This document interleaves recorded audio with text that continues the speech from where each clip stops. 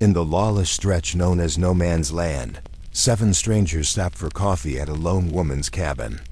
But when one left behind a gun marked with a symbol from her past, Clara McAllister's quiet life unraveled into a storm of betrayal, bullets, and buried truths.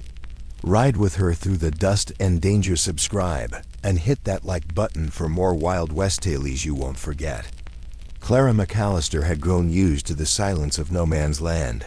Out here, the wind carried no gossip, the soil kept no secrets, and the horizon never changed. Her cabin was the only roof for miles, a lonely outpost where travelers sometimes stopped for water, a word, or a place to rest. She didn't expect much from strangers. She had learned long ago that in these parts, every smile carried a shadow and every handshake hid a bargain. That evening, the sun bled orange across the plains when she spotted 7 riders moving toward her home in a slow, deliberate formation. Their horses moved with the kind of tired precision that told her they'd been riding hard and long. Clara's hands were busy at the stove, the kettle whistling low, when they dismounted and knocked, not once, not twice, but in a rhythm that seemed rehearsed. "Ma'am," the one in front said, his voice polite but clipped, "we'd be mighty grateful for some coffee." 7 men, dust in their hair, shadows in their eyes, crowded into her small cabin, their presence filling the air with tension thick as molasses.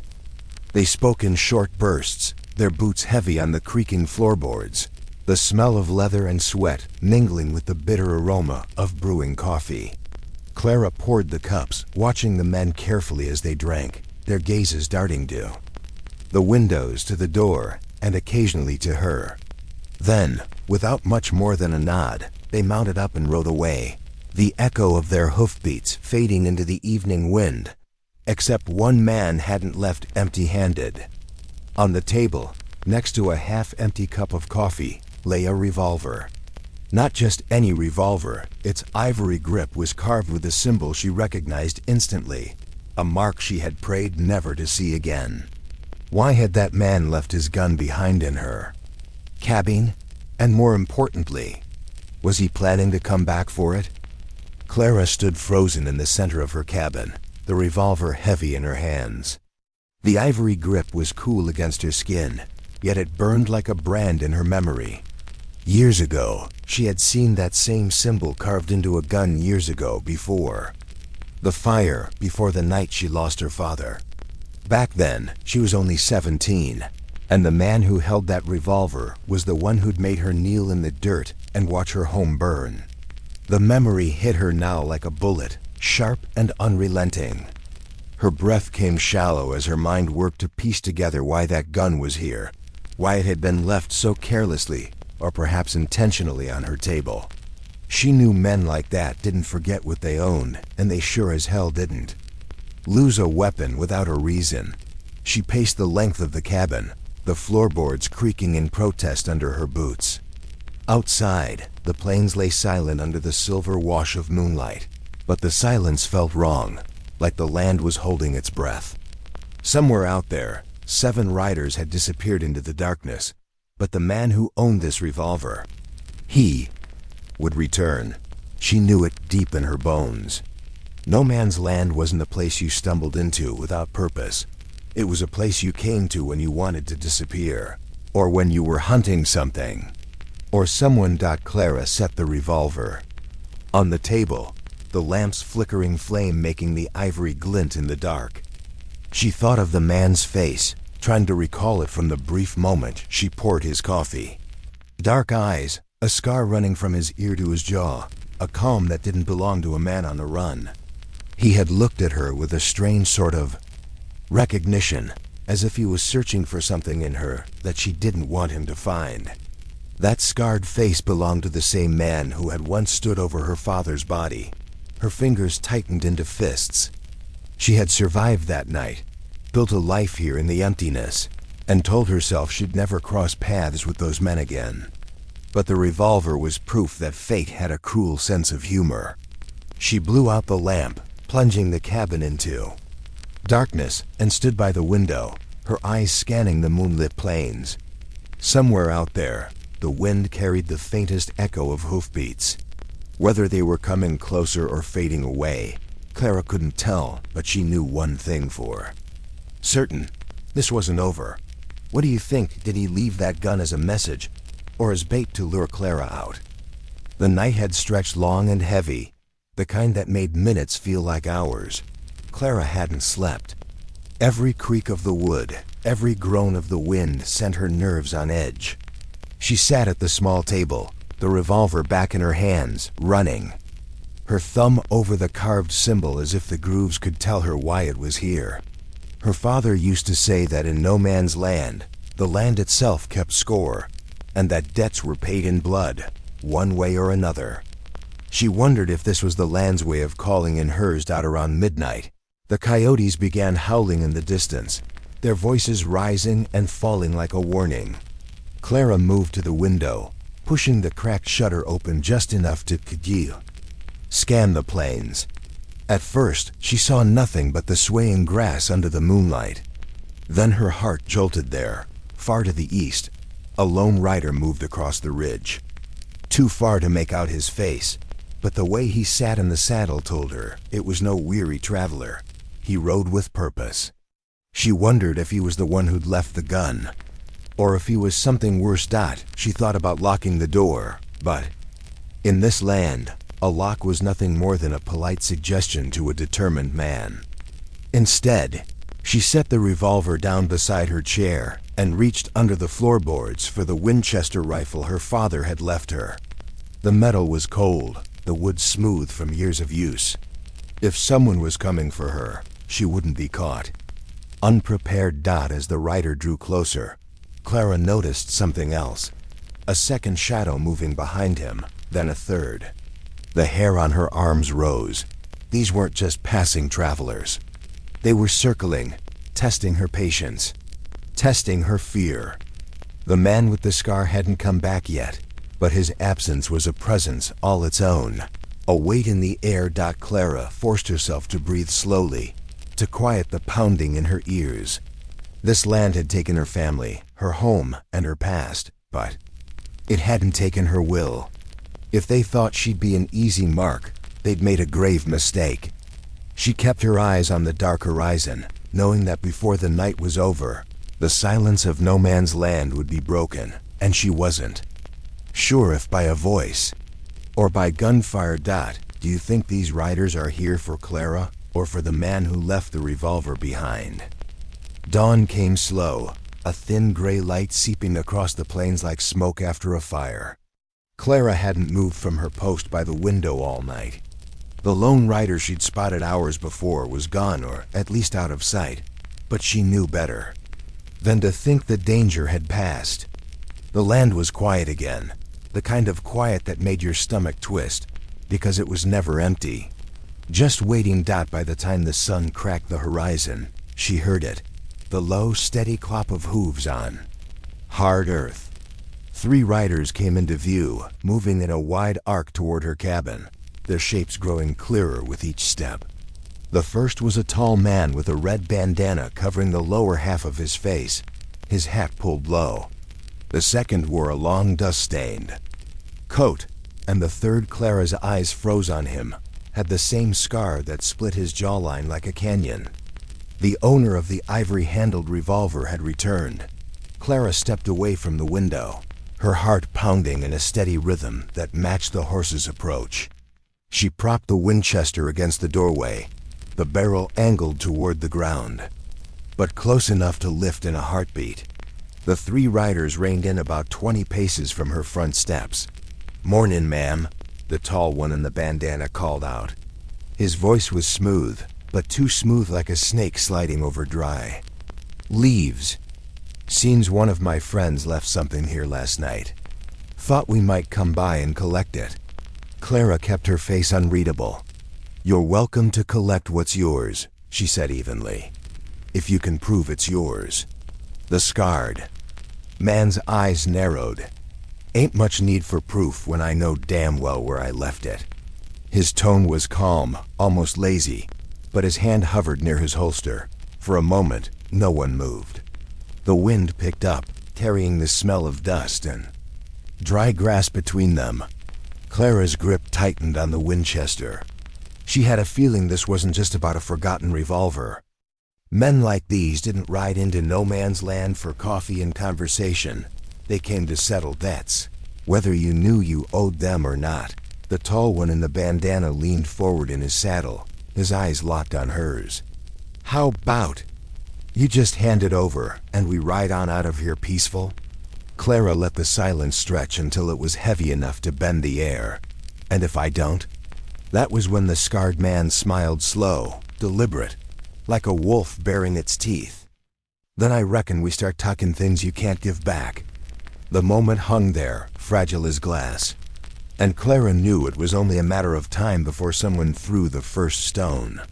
Or pulled the first trigger. Do you think Clara will stand her ground, or give them the gun to avoid bloodshed?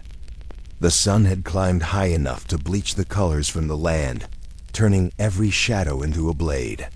Clara could feel its heat pressing on her shoulders, but it was nothing compared to the heat simmering in the space between her and the three riders.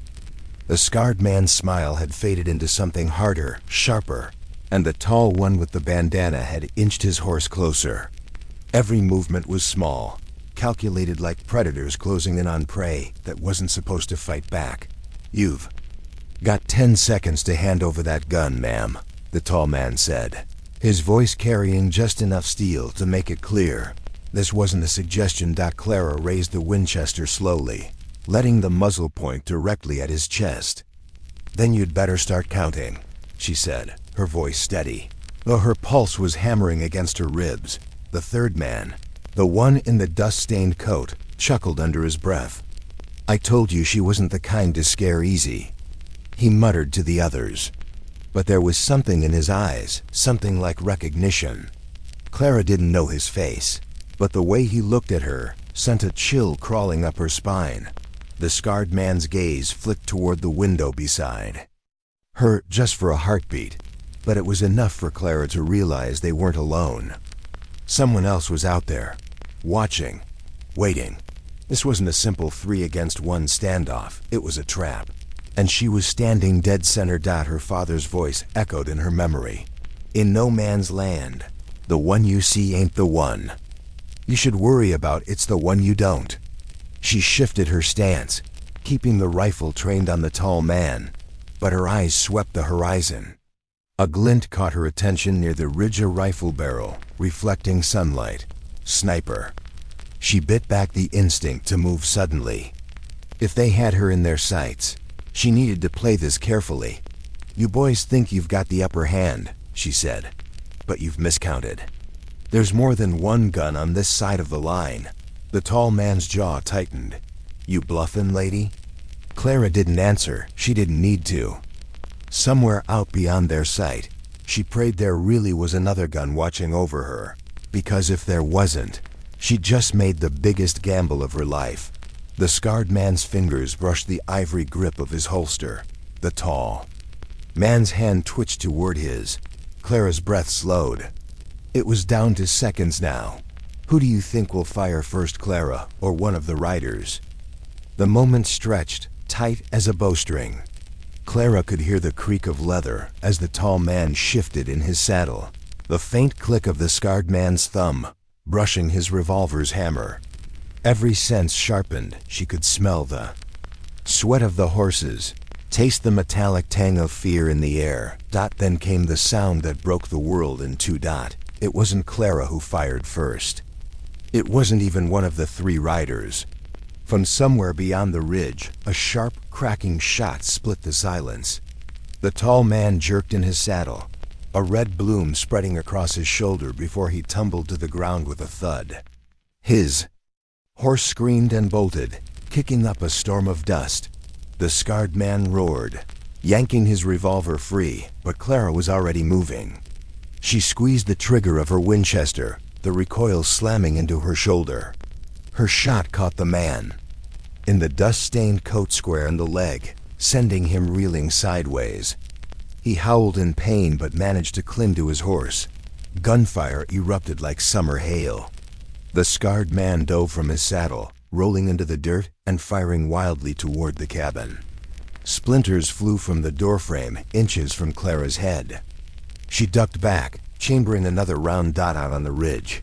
The hidden rifleman was firing again, methodically, each shot sending one of the riders scrambling for cover. Clara didn't know if this mysterious shooter was friend or foe before. Now they were on the same side. The man in the coat spurred his horse, limping but still mobile, and started toward the ridge.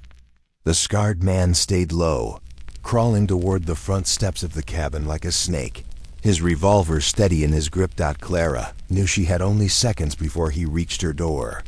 She could stay inside and make her stand, or burst out and try to cut him down in the open. Either choice meant betting her life on one shot. Somewhere outside, the tall man was groaning, clutching his wound. The horses stamped and whinnied in panic, dust filling the air until shapes became ghosts.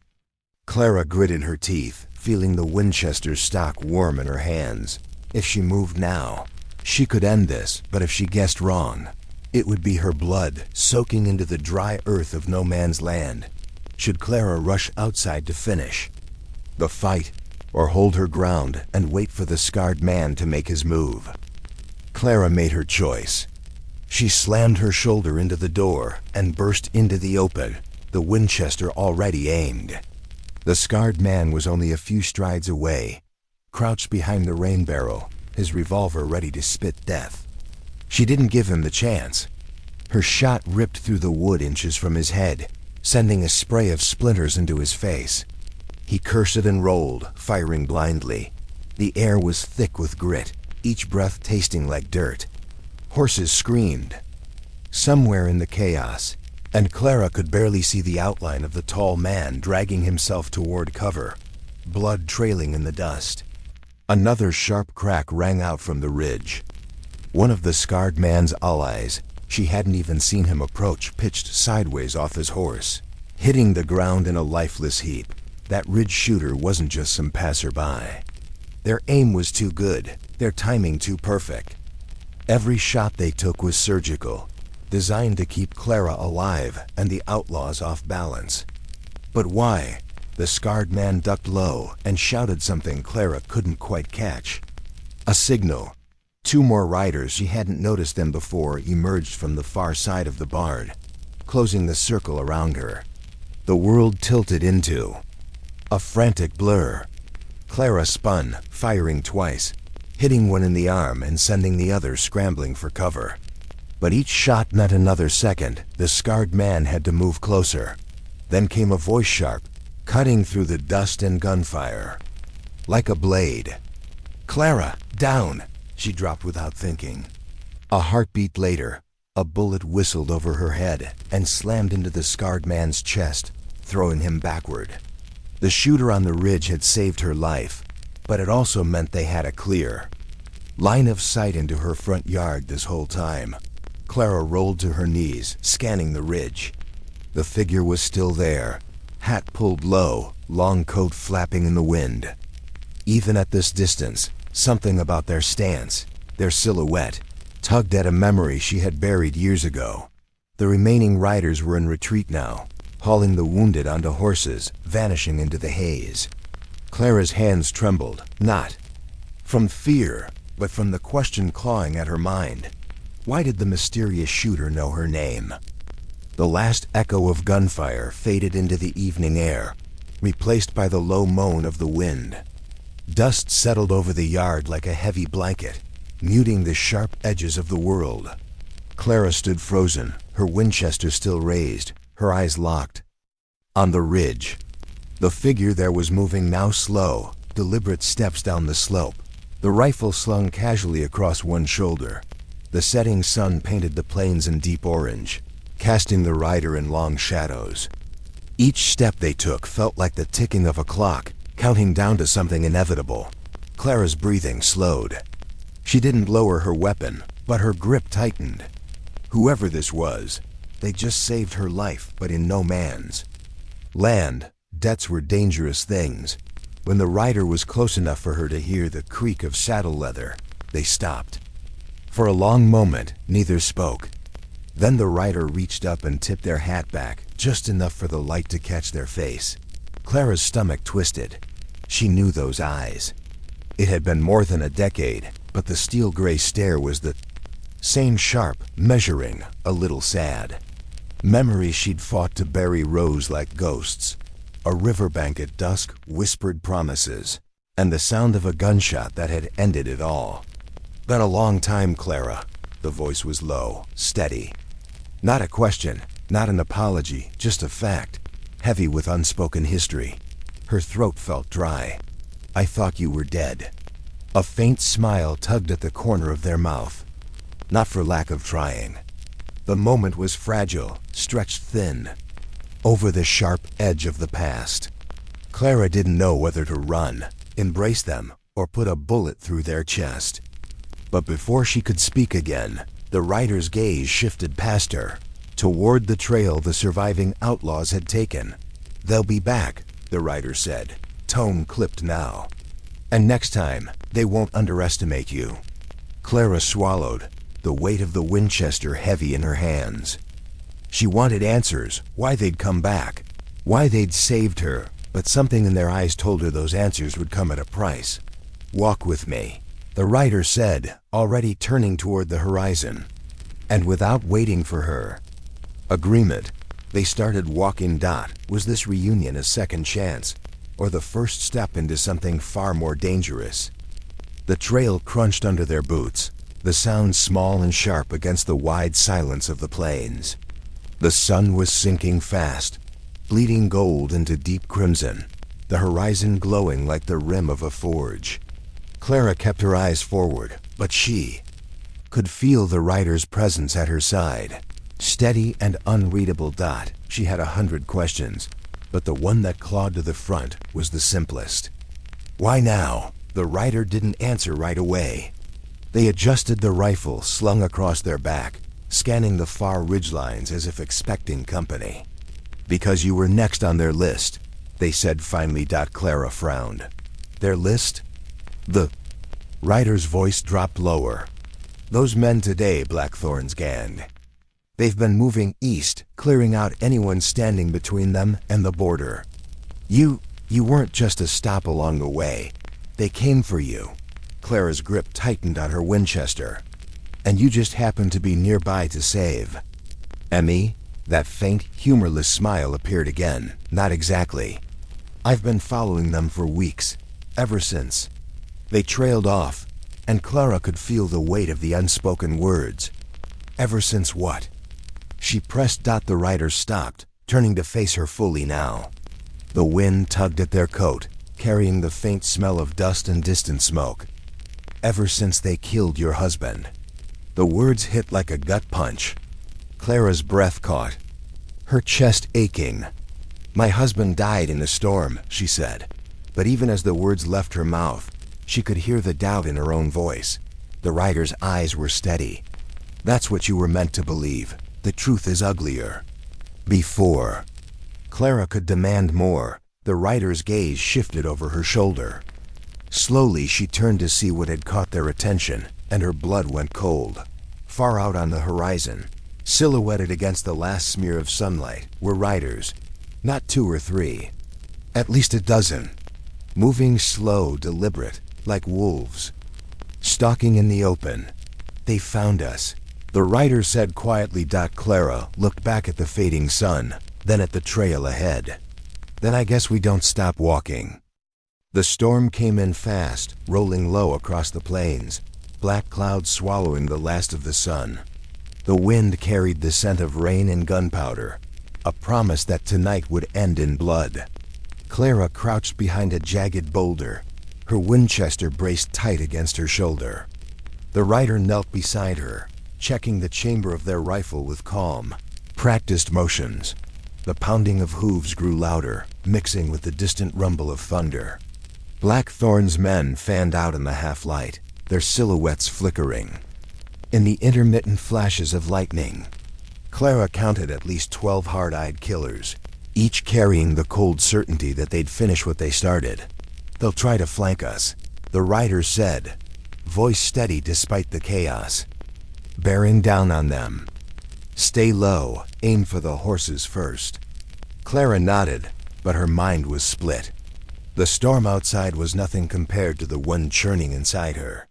The writer's earlier words wouldn't let go her husband's death, the truth she'd never been told. And now, as lightning lit the writer's face again, she saw it. The scar under the left eye. The same one her husband had described years ago. When speaking about the man who'd once saved his life, her breath caught. "You're the one from his stories." The writer didn't look at her, but the corner of their mouth twitched in acknowledgement. "And I'm the one who failed to save him when it mattered."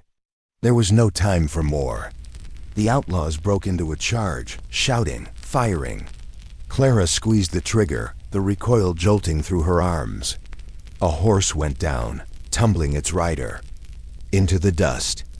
The rider beside her was a whirlwind, each shot precise, each movement efficient, like they'd been born for this moment. The fight blurred into thunder, muzzle flashes and the metallic tang of blood in the air. Clara moved without thinking, reloading, firing, ducking just as a bullet sang past her ear. She felt the heat of it, the breath of death passing by. When the dust finally began to settle, only 2 riders were left fleeing into the night. Clara lowered her Winchester, chest heaving, rain beginning to patter on the dirt. The rider stood, scanning the horizon before finally turning to her. "It's over, for now." Clara searched their face, seeing the weight they carried, the secret still locked away. "And the truth?" she asked. The rider's gaze softened just enough to hurt. "You already know it, Clara. You just have to decide whether you can live with it." They tipped their hat, mounted their horse, and without another word, disappeared into the curtain of rain, leaving Clara alone in the storm with victory, grief, and 1,000 unanswered questions.